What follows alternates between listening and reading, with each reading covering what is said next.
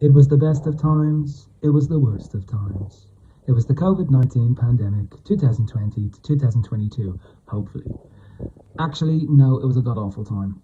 There were no best of times for Primark, who lost 800 million in 2020, and a further 700 million of sales in the second half of 2021, a stark contrast to revenue of 7,792 million, with a 912 million operating profit in 2019.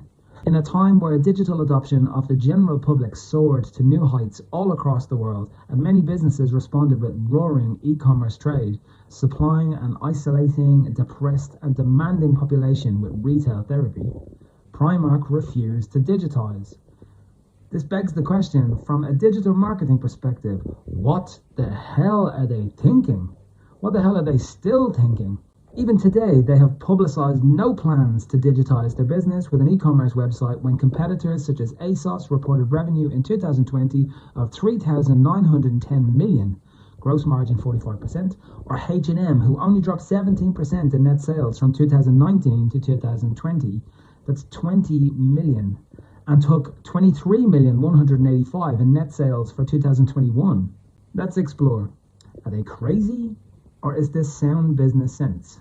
Well, according to George Weston, the CEO of Primark parent company, Associated British Foods, Primark's decision online will be taken into their own context, not because of a once-in-100 years pandemic.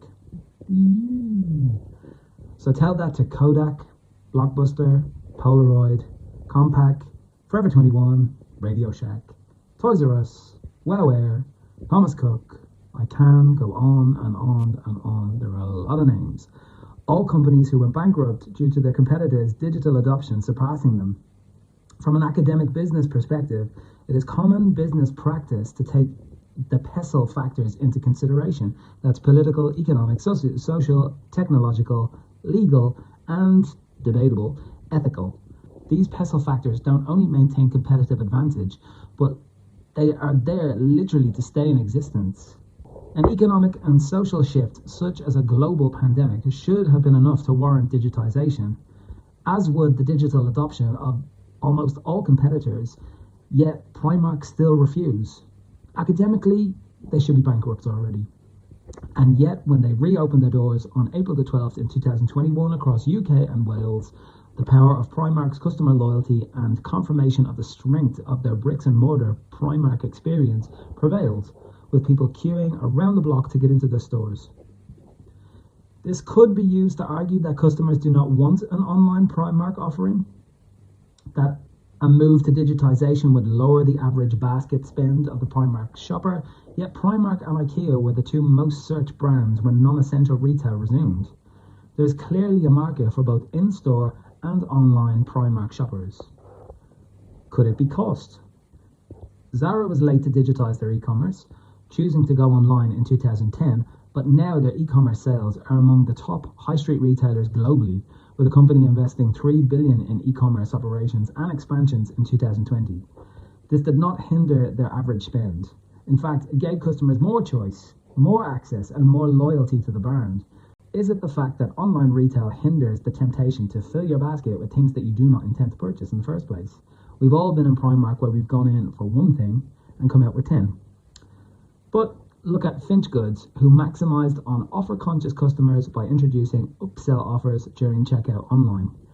Abandoned cart, follow-up emails, referral offers, retargeting promotions, customer loyalty rewards, or Amazon's super selection, their categorization, their discounts, their offers, their recommended products, arguably making the company the most synonymous online retail today.